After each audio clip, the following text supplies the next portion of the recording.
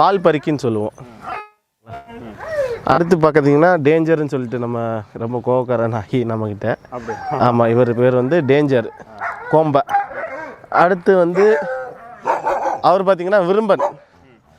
நல்ல ஆமாம் ஆமாண்ணே, நல்ல ஒரு ஹெட்டாக இருக்கும்.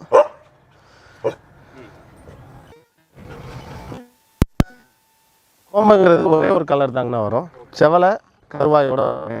இன்னொன்று புளிச்சாறையில் வருங்க.